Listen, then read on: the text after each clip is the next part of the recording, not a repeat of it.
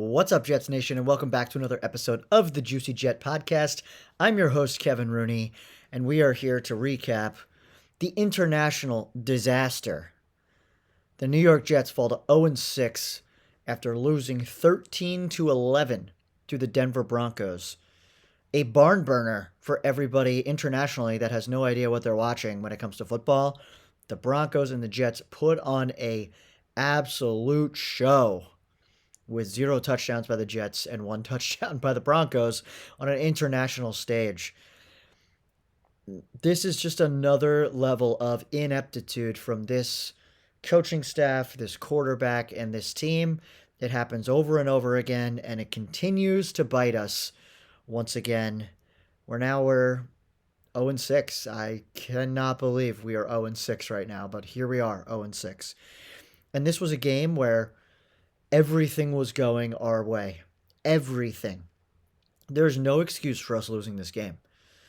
The defense plays lights out like they're used to. They held Bo Nix to 19 of 30, 174 yards and 1 touchdown, a 34 QBR. Bo Nix can't play against our defense. Doesn't matter if it's this year, last year, it doesn't matter. He is not a good quarterback against us. He didn't run at all. Their rushing attack really didn't do much. We let up 1 touchdown on kind of like a leaky, broken play. Defense played awesome. Special teams, awesome. Oh, wait, defense, we got a turnover. We finally got one. And I can't wait to share the video of my reaction to that turnover because I couldn't believe we finally got one. It was amazing. It was right at the beginning of the game. So that was awesome. Special teams, awesome. Nick Folk makes his kicks. Austin McNamara, great punter. And then, of course, we get Kine and Wanmu coming back, and he has a huge return to get us right back into the red zone. And the 2 things that hold us back in this game, once again, we cannot play complementary football to save our lives. The 2 things that hold us back is the offense and the head coach. Let's talk about what do I want to start with? God, it's so much bad. Let's start with the good. Let's talk more about the defense. The defense, like I said, all those stats, they were looking great. The turnover was awesome because it happened right away. And I'm so happy that we got to see Jarvis Brownlee out on the field because he made an instant impact. He was all over the field. I think he only let up like 10 yards from the people that he was covering as an actual corner. He made a bunch of tackles in the run game. He forced that fumble on Troy Franklin right on the first drive to get us the ball back. First of all, I didn't think we were going to fall on it, and I was going to lose my mind. But thankfully, we did. He was just he was a maniac. He should be the starting nickel going forward. Michael Carter, he's going to be someone on the trade block. Once he's healthy, I think he's one that we ship out, and we just move forward with Jarvis Brownlee. From here on out, hurts because I love Michael Carter, and he's done so much for this team, but it's time to make a move to a younger player. Jermaine Johnson coming back. He was all over the place. He actually knows how to set the edge. I think which really helped in the run game. He's physical. You could tell he's just angry. He's that like nastiness we've been looking for on the defense that we haven't had. So him and Jarvis Brownlee were a great combo to put back in the game. I thought Tony Adams getting benched with Malachi Moore playing, I thought was a huge help. I thought Kiko Malagoa had a better game. Jamian Sherwood didn't play great, but he still had like 14 tackles. He was all over the place in terms of actually hitting, and when he hits hard, which, gives the defense energy. Unfortunately, Will McDonald got a concussion in the middle of the game. He came back in later, but he didn't really make an impact. I thought Sauce was okay. People keep telling me that he didn't have a good game, but I didn't really see anything that bad from him. So, there were a couple moments for Stevens. He's played a lot better since the beginning of the year, so that's been good. The defense came to play. Jay Tufele had some plays. Like it was fun to watch, and it felt like the defenses of old that we're used to watching as a New York Jets football team. So I could not complain about what the defense did, even though they gave up, that 1 touchdown. Oh, and then the other thing, they got 2 points. Michael Clemens probably had his best game as a New York Jet, and he gets more points just by being held in the end zone. It's like the best play he's ever had as a Jet, being held in the end zone for a safety to get us 2 points. So he played solid, and I think it's because he had to rotate. It wasn't just him as a starting D-end. It was Jermaine Johnson, Will McDonald, a few other, Braden McGregor. So it wasn't as much pressure on us to showcase Michael Clemens and get him in trouble. So I thought the defense was great. Steve Wilkes, you bought yourself a couple more weeks. Congratulations. because that's the defense of old that we're used to seeing. So very happy with the defense. Special teams, we talked about the Nwanwu long kick return. He just knows what he's doing. He just knows how to play football as a kick returner. He knows where to go, and he can break tackles. So it's fun to watch him. You just know he's going to break one every single game. Hopefully he gets one into the end zone, because that's, I think, the only way we're going to win is by getting points, because our offense can't do it. Nick Folk, I thought he had an awesome game in terms of kicking field goals. I think he missed an opportunity to actually go out there and do more, and that's because of our head coach not allowing him to do so. But he was great. McNamara is a weapon as a punter, because if our offense is going to be this bad, you got to be able to flip the field when you have a punter like that. So it's incredible, like what the special teams is doing. And then Isaiah Williams, we were ripping on him. That guy should probably not play football ever again after what he did a couple weeks ago. But he caught his punts. He didn't do anything stupid. He let a few go. So he was fine there. Oh, and then the other play, Kene Nwanwu downs a ball inside the 5, which led to the safety. So excellent job across the board from Chris Banjo and his squad. So very happy with the special teams. And then we got to talk about the offense. Oh, man. Offense was just so poor, and it all starts with Justin Fields. I don't know what happened in this game, but Justin Fields was petrified to throw the ball. He would have 5-6 seconds back in the pocket, and he wouldn't run, and then he wouldn't pull the trigger. He had people running open, and I get it. We're looking at stuff, on a TV monitor after the game's over to see who's open and who's not. But you are a starting professional quarterback in the NFL who's going to make $40 million in the next 2 years. You have to hit some of these throws. His passing chart, if you look at it, I don't think he had a completion over 7 yards. Like, it is insane. He ends up having 45 yards passing on the day, but 55 yards of sack yardage. So we actually had -10 net passing yards on the day, that's an abomination. Between that game and the Buffalo game, those are two of the worst quarterback games we've ever seen, and we have watched the worst quarterbacks in NFL history on this team. So Justin Fields lost us this game by not being able to hit the right people at the right time. And sometimes he's really trying to protect the ball and not turn the ball over because he has 0 interceptions on the year. Sometimes you got to let your best players make plays, and he's not doing that. He's not giving Garrett Wilson a chance down the field, like he did against Miami, for example, or like he was doing against Pittsburgh. He's not giving Arian Smith a chance to run deep and go catch a ball and get under it. And I saw Arian Smith open a few times. It doesn't make sense. So Justin Fields is just an absolute disgrace right now. It's so bad. And we'll talk about the coach, but he had some stuff to say about Justin Fields that makes absolutely no sense to me at all. It just blows my mind. But let's talk about the coaching. Aaron Glenn may have coached the worst game I've ever seen a head coach in my entire life. I think all of Europe probably has no idea. They probably don't know anything about football, and they're watching what Aaron Glenn's doing, saying, why are they doing that? I'm sure they were questioning him because everyone was confused. No one understood what the game plan was here from Aaron Glenn. So first of all, you go the whole first quarter, no first downs for the offense. Then you go into the second quarter. We don't get a first down until right before the 2-minute warning. That was our only first down of the game, or our first down of the game, with almost 2 minutes left in the first half. That's 28 minutes. That's crazy. Then we get the first down. We start to move a little bit more. It's 4th and 1. What do? First of all, we put Breece Hall and the starting offensive line out on 4th down with the punter. So it looks like they're going to punt, but everyone knows that they're going to fake it because why would Breece Hall and the rest of our starting O-line be out there for that play? What do? They fake it. They barely get it. I mean, they must have been a quarter of a yard past the first down marker because it didn't look good from where we were sitting. Then from there, what do? We snap the ball a few times. We kind of move the ball a little bit. He throws a ball over the middle. I can't remember who it was to, whether it was Tyler Johnson. I can't remember who caught it, but he was just a yard short. Aaron Glenn runs on the field. Well, first of all, let's go back. Let's take a step back. We fake the punt. The next play after the fake punt, we run the ball up the middle. So we're wasting more time, which is insane when you have less than 2 minutes left. So the clock's ticking. Then we have a couple more plays. We're 1 yard short. We're 4th and 1. We have like 33 seconds left. Everyone is just standing around. There's no play call. Aaron Glenn's looking at Justin Fields. Fields is looking at Aaron Glenn.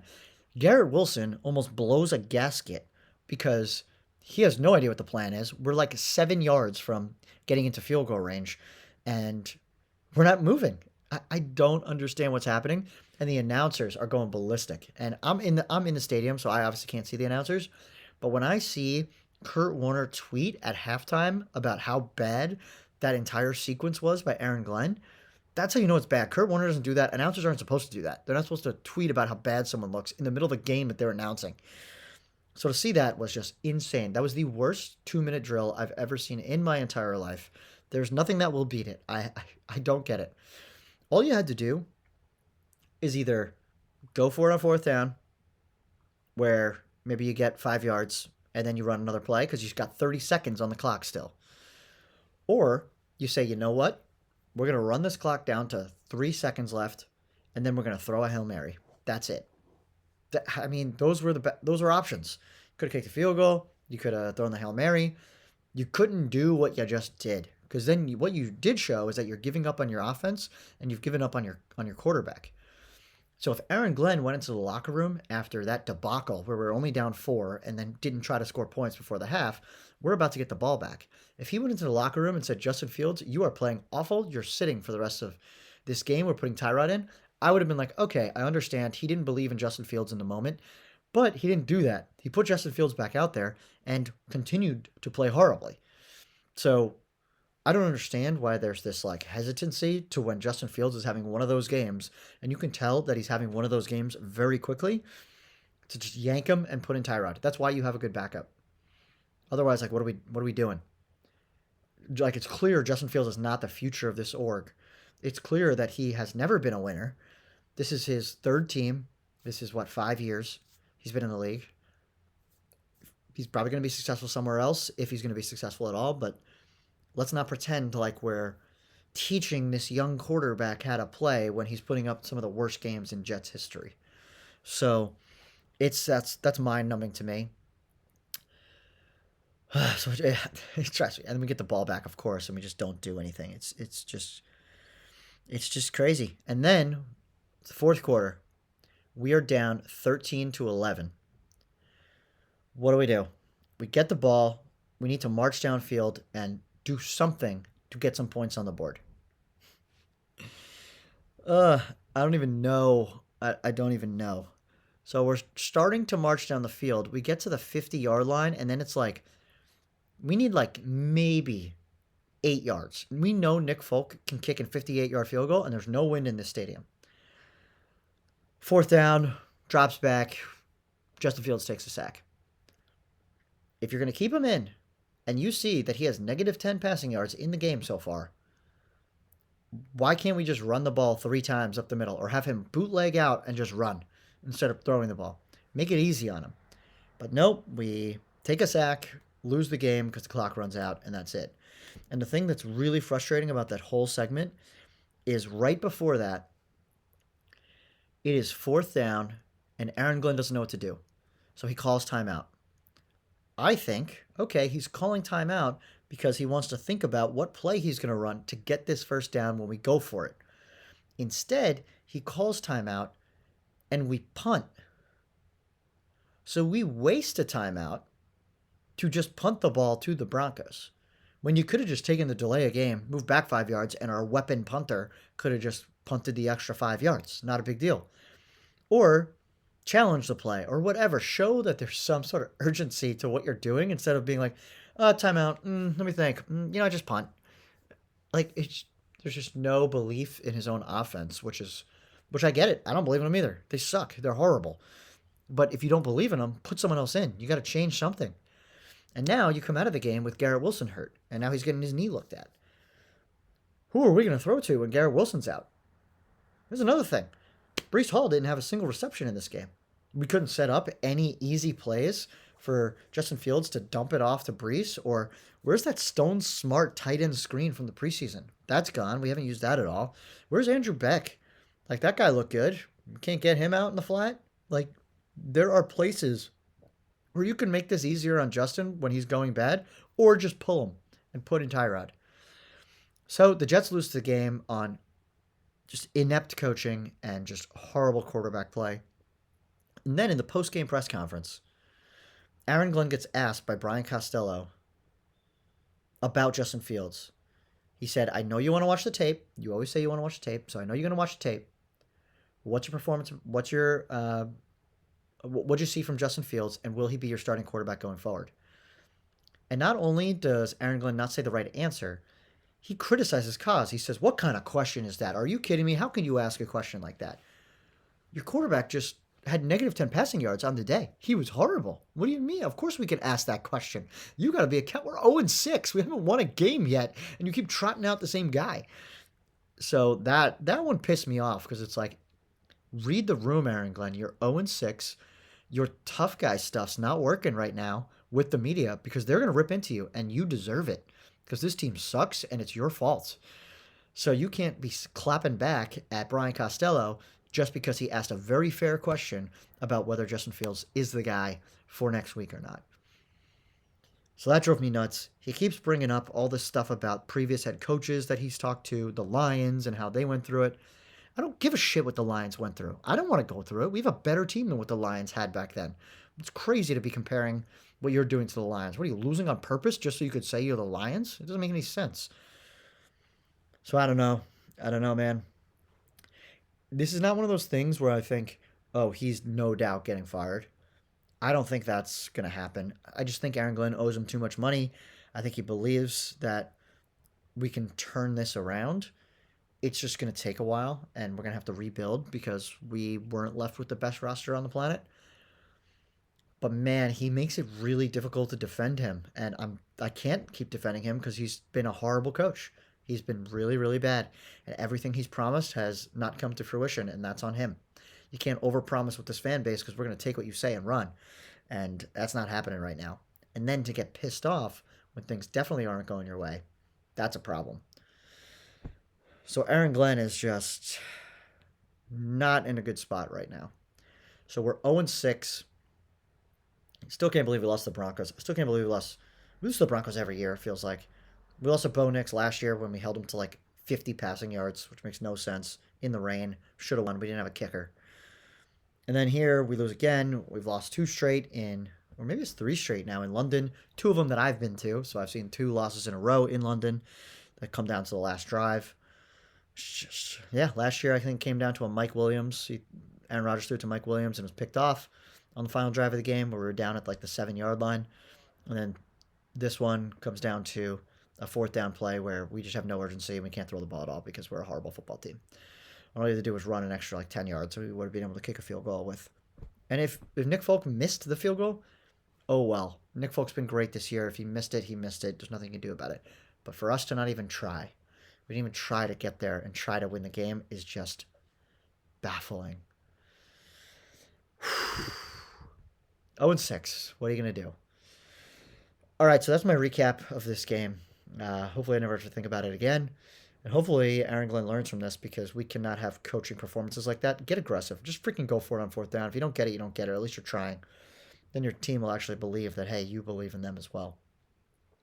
Now we got to go home and play against the Carolina Panthers, who are actually playing some really good football right now. Just beat the Cowboys, who blew us out. So that stadium is probably going to have 7 total people in it on Sunday at 1 o'clock at MetLife because I don't know any Panthers fans. So I doubt there's going to be many that are coming up. And I don't think they travel that well. And no Jets fans are going to show up because this team is terrible. Now, I will give props to all the Jets fans that I saw this week. It was an awesome week in London. I thought the tailgate, or whatever you want to call it, I guess the pub crawl, I guess we'll call it, was awesome. I thought all those fan groups who put it together did an amazing job. I really enjoyed it, and I feel really bad for the UK fans because they only get to see the team, once every 3 years maybe. We got lucky these past 2 where we got to go back to back. And they only see losses, and they're really bad losses too. Like they didn't even get to see their team score a touchdown. And by the way, our offense hasn't scored a touchdown in the first half since week 1, which is still insane how that's humanly possible. So yeah, so I feel bad for those fans, but I feel bad for me too, having to go to all these games. But I guess my own fault. I do it to myself. All right, so we're gonna go to we'll do a pre. I guess I'll be flying back on Thursday, so maybe Saturday I'll do a preview of the Panthers game because I haven't really watched a lot of Panthers football, so I gotta see what they look like. Go on to Game Pass and watch them a little bit, but yeah, hopefully this will be the week where we get our first one. But at this point, the season is so over; it does not matter anymore. It's we are back to lifeless football with a lifeless crowd and all that kind of stuff. So, thank you, Aaron Glenn. Thank you, Justin Fields. Thank you to the New York Jets organization for putting us here. If you could follow me at JuicyJet25 across Twitter, Instagram, TikTok, YouTube, all the good stuff. Like, rate, subscribe, review, all those things. That would be amazing. And hopefully, I will talk to y'all on Saturday and try to get over this loss as soon as you can. See y'all.